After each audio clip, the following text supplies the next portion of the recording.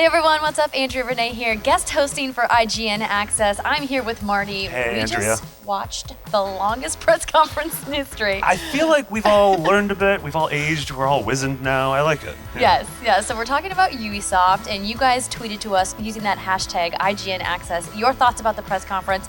And the first one I have to give a shout out here to @PS4 Xbox One. I started watching it shaved. I now have a beard. It was insane. These usually last barely 90 minutes, and all of a sudden we get to 90. I'm like, there's still more. And then we get to 140. I'm like, how are we still going? I'm like, how is this not ending? And somehow we know that PlayStation is going to be longer. Oh God, I really just need to time my bathroom breaks better today.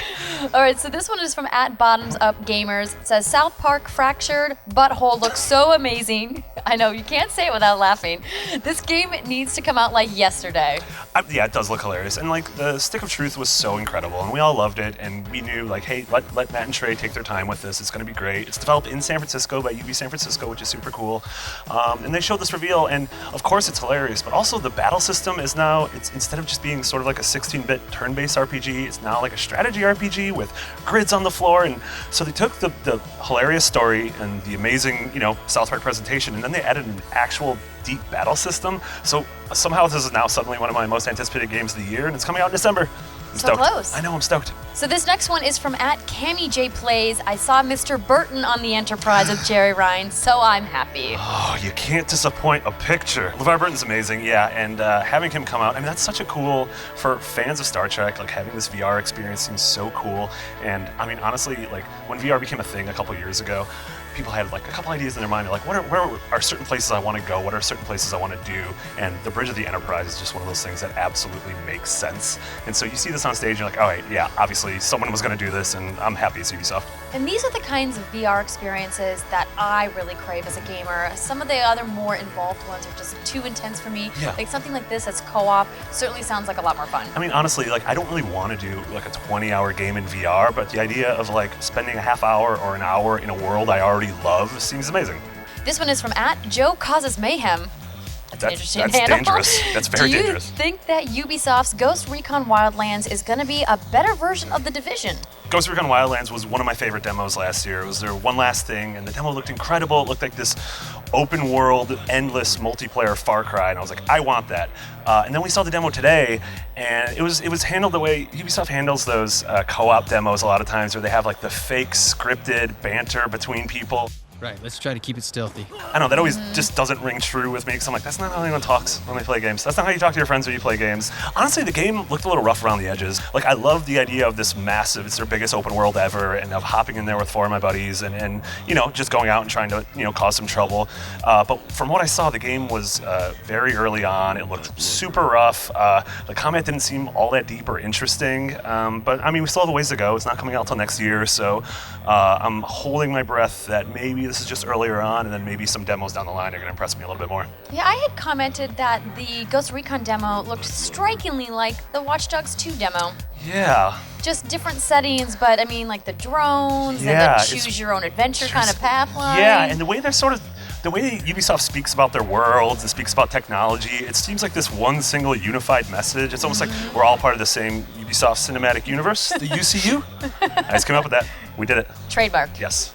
So speaking of open worlds, there's another one from @FreakShow2K. As a gamer and a snowboarder, steep, hands down, hyped as long time since we saw a snowboard game. Yeah, I mean, SSX was one of those games that on the PS2 and then the PS3 version, like everyone loved those games. Those were super fun. They had crazy snow physics. It was like Tony Hawk, but with forward momentum. And so seeing it come back is really cool. And this was their one last thing, which they usually were saved for something huge like Watch Dogs or Siege or Ghost Recon.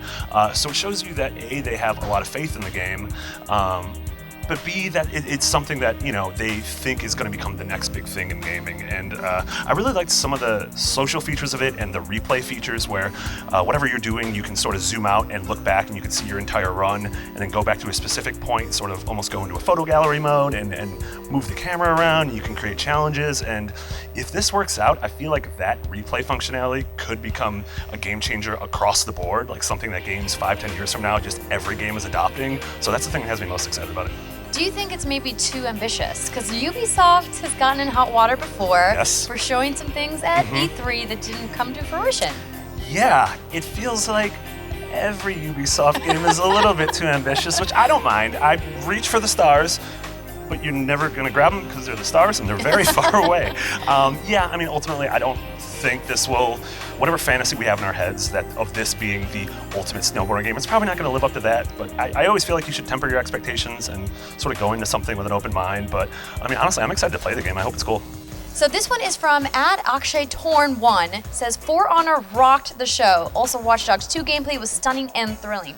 For Honor looked impressive, much better graphical fidelity than what we saw last year. Yeah, totally. And like last year hinged on that multiplayer, and this year focused a little bit on what the single player is going to be like. We saw that you have the Viking, and you have the samurai, and you have the knight, but then there's this weird magician woman knight who's like looking in the outskirts and trying to mess with all of them. So yeah, I'm really, I'm not a huge multiplayer gamer, but I love single player games. I love weird, beefy single player campaigns. So I'm totally down to play through this and see just what the hell is happening with this weird magic woman knight and all these weird time traveling warriors. Yeah, I really enjoyed my hands-on time with the game last year. I was a little confused with the message of the trailer though, because she talked about bringing peace and then how all she wants is war. Or yeah, just make a decision. I don't know what's happening with the lore there. Yeah. But yeah. you can swing giant axes at people. That's really all that matters at the end of the day. Exactly. Do you have any final thoughts about the Ubisoft press conference? I thought it was solid. I thought it showed just the vast breadth of their portfolio, that they can go from something like Just Dance to For Honor to South Park to Watch Dogs.